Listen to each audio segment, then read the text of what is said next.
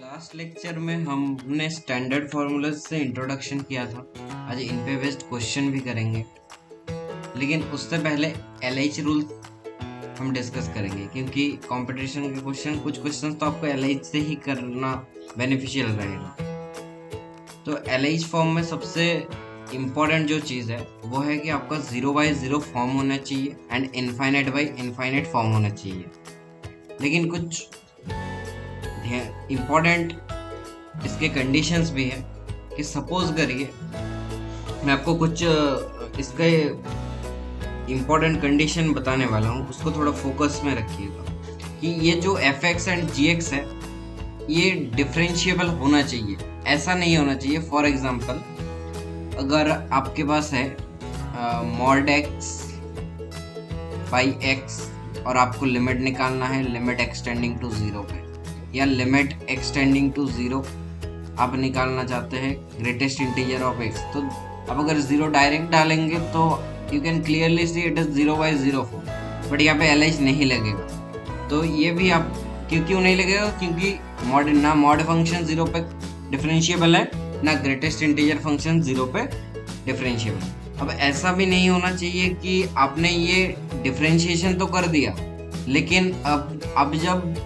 इस ए को f' या g' में डालेंगे तो वो एग्जिस्ट ना करे। फॉर एग्जाम्पल एक एग्जाम्पल देते हैं, सपोज करिए limit extending to infinity x plus sine x divided by x.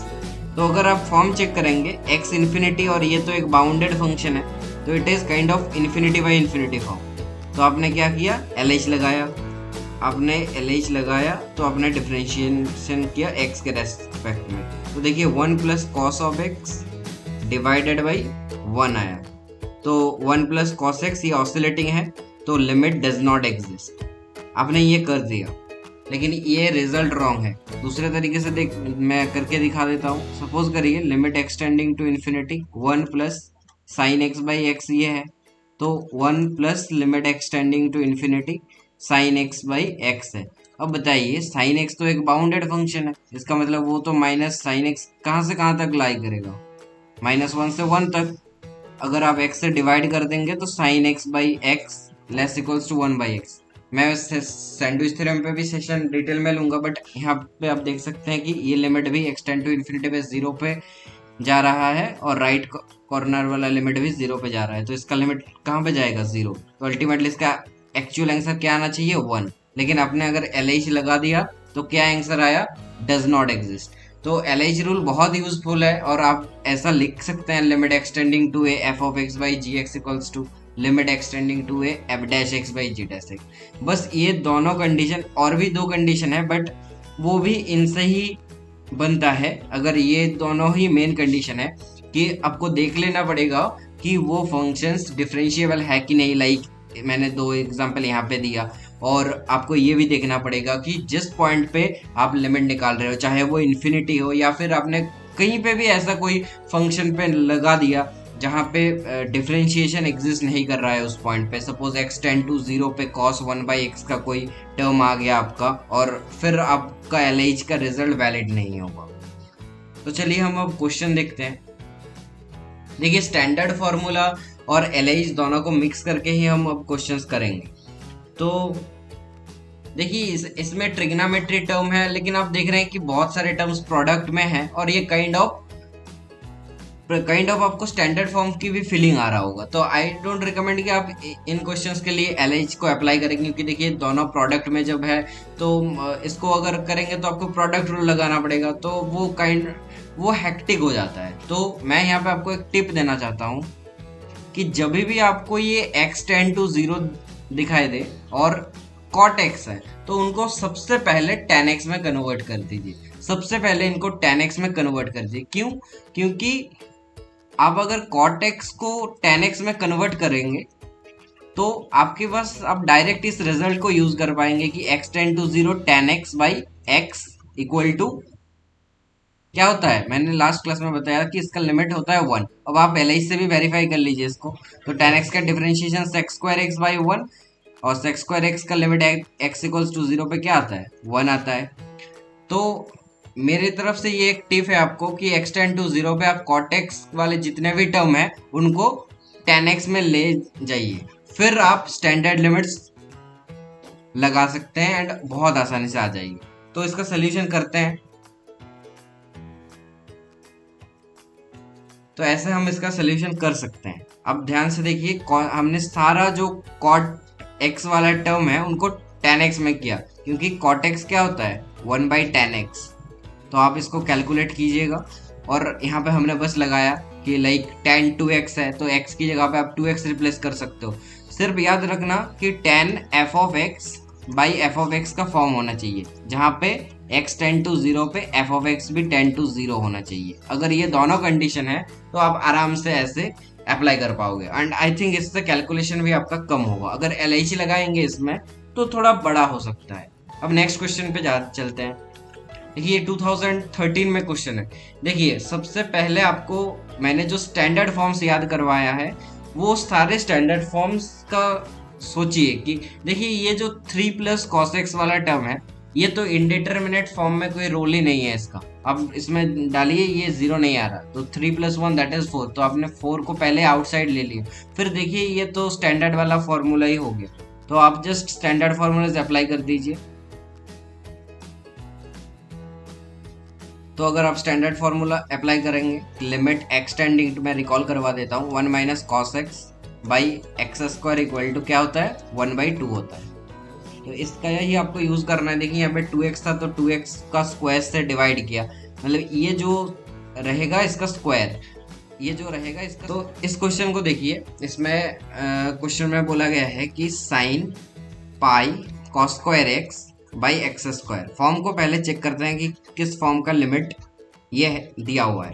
तो अगर आप फॉर्म को चेक करेंगे तो it is kind of 0/0 form, तो आप LH रूल लगा सकते हैं, LH रूल लगा सकते हैं आप।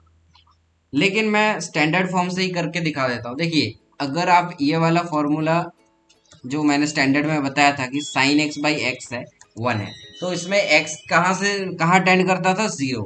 लेकिन आप देखिए यहाँ पे पाई cos² x में अगर x = 0 डालेंगे तो ये 0 नहीं बन रहा है ये वाला। इसको अगर gx लेट करेंगे तो g(0) देखिए पाई बन रहा है, नॉट 0। लेकिन आपको एक प्रॉपर्टी तो पता होगा कि sin पाई - x कितना होता है, sin pi - x is sin x। तो आप इसको ऐसे भी लिख सकते हैं पाई cos² x divided by x²। तो अब आप इसको करिए sin पाई - cos² x। अब इसको देखिए, अगर अब x = 0 डाला जाए तो that is pi - cos² 0, cos² 0 is 1, सो पाई - 0। तो अब 0/0 फॉर्म बन रहा है, तो इससे डिवाइड एंड मल्टीप्लाई कर दीजिए into pi into 1 - cos² x divided by x²। तो ये लिमिट कहाँ टेंड कर जाएगा स्टैंडर्ड फॉर्मूला के अकॉर्डिंग, दैट्स 10 to 1 एंड तो पाई को बाहर ले सकते हैं और ये क्या बन रहा है x tending to 0। 1 - cos² x मतलब क्या लिख सकते हैं उसको sin² x/x²। तो pi into 1 that is equals to pi. तो आपका डी वाला ऑप्शन करेक्ट है।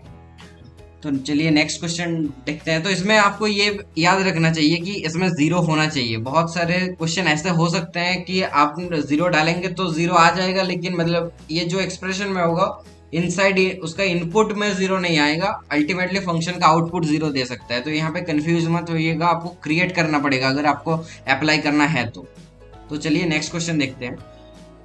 तो ये क्वेश्चन 1999 एडवांस का क्वेश्चन है। मैं थोड़ा अगर हिंट दूं तो आप LH से कर सकते हो, उसमें कोई इशू नहीं है, आप 2 बार LH लगाओगे तो कर लोगे। बट मैं अगर इसको फॉर्मूला से करना चाहूँ तो आप पहले आइडेंटिफाई कीजिए कि इसमें आप लगा के आ सकते हैं।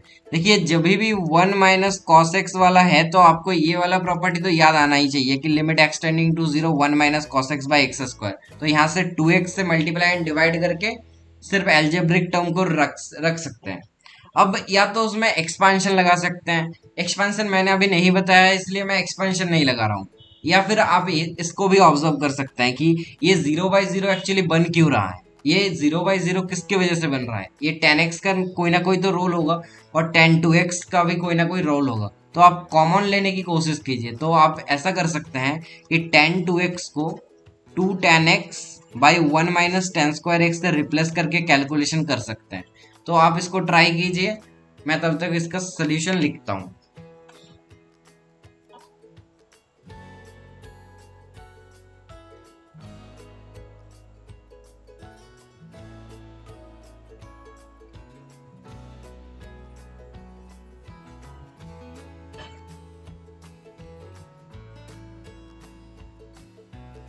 तो देखिए मैंने इसमें two tan x by 1 - tan² x को सब्सटीट्यूट किया, फिर यहाँ पे से 2x tan x को कॉमन कर लिया। अब 2x tan x में हम अपना प्रॉपर्टी लगा सकते हैं, और अंदर कॉमन करने के बाद इसमें एलसीएम ले लीजिए, और तो आपको सीधा साधा दिखेगा कि दैट इज tan²x।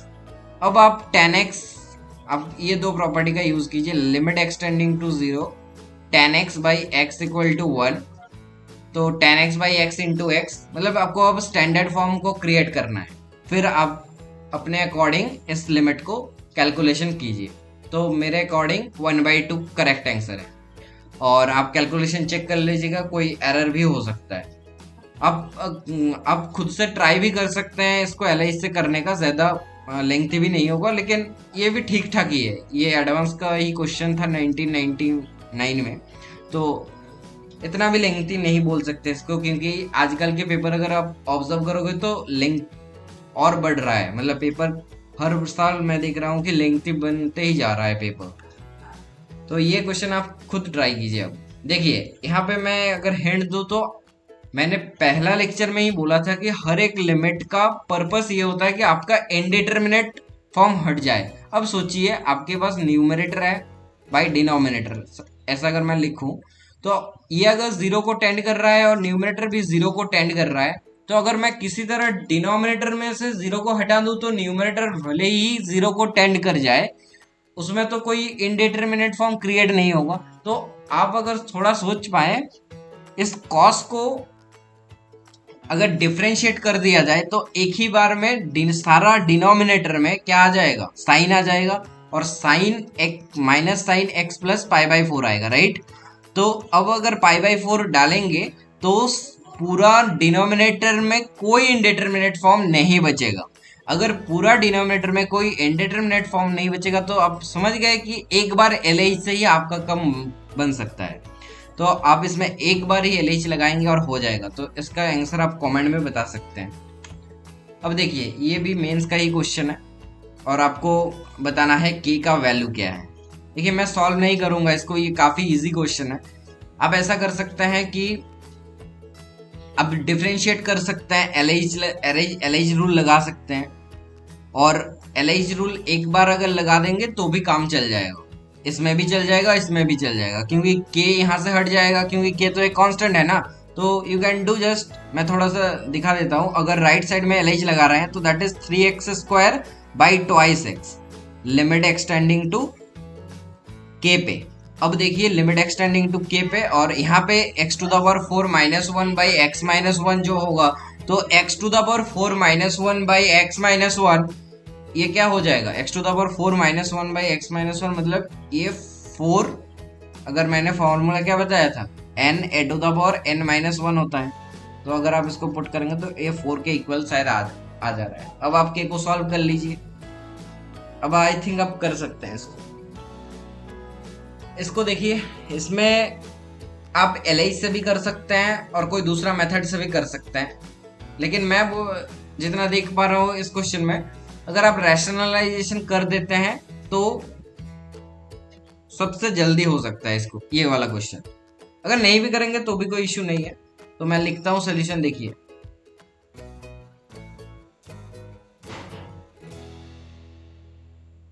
देखिए लिमिट में जब कैलकुलेशन आप कर रहे होंगे तो ऐसा आप कर सकते हैं। देखिए अभी मैं पूरा लिख के कर रहा हूं, लेकिन आप ऐसा बिल्कुल कर सकते हैं, जैसे कि सपोज कीजिए डिनोमिनेटर आपका 0 को टेंड कर रहा है और आपको पता है कि इसके कंजुगेट से आप मल्टीप्लाई कर रहे हो।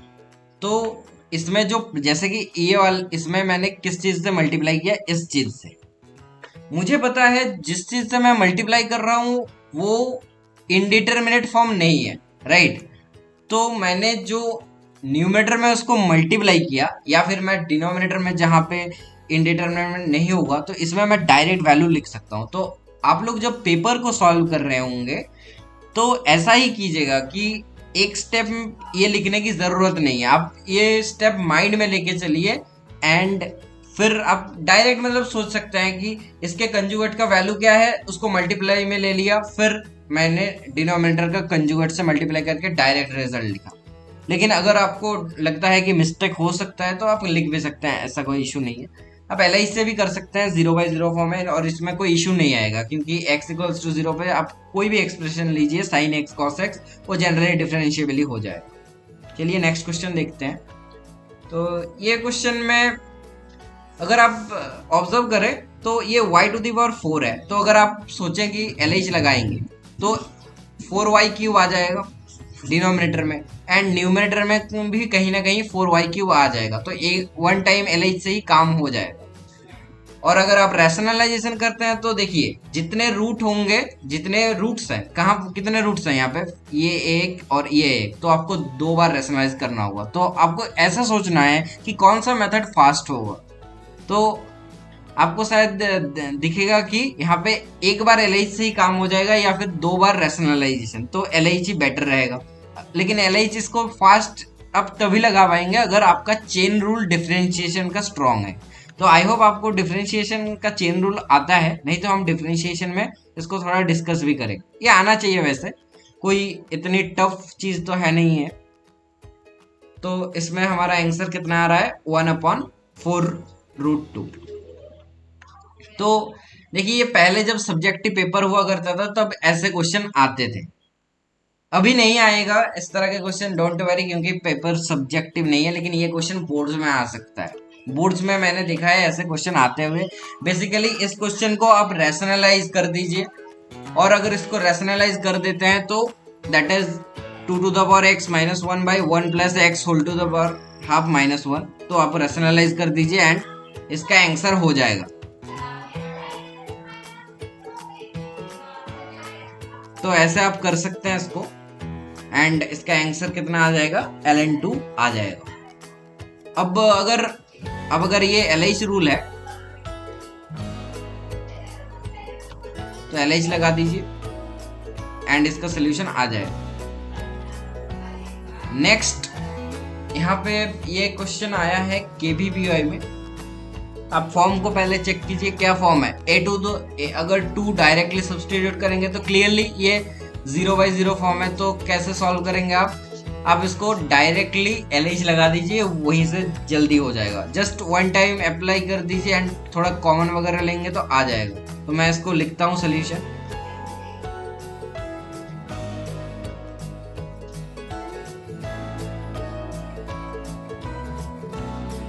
तो इसका आंसर क्या आ रहा है, आई थिंक इसका आंसर D आ रहा है।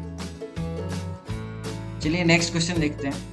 देखिए ये CMI 2010 का क्वेश्चन है, बहुत पहले का क्वेश्चन है, ये बहुत आसान क्वेश्चन है।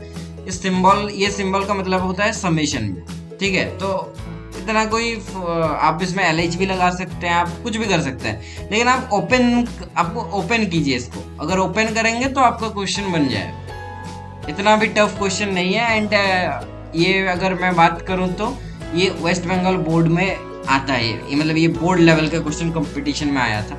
हालांकि आजकल के पेपर मैंने नहीं देखे इतने आसान है, तो पहले के पेपर ही बहुत आसान हुआ करते थे, ये बात तो सही है। लेकिन फिर भी ये क्वेश्चन तब के हैं, तभी से ये क्वेश्चन पॉपुलर होते हैं, तो पॉपुलर क्वेश्चन है इसीलिए शायद ये क्वेश्चन आज के कोचिंग मॉड्यूल्स में मॉड्यूल 1 में भी मिलते हैं। तो इसका आंसर क्या आएगा, इसका आंसर आएगा n × n + 1/2।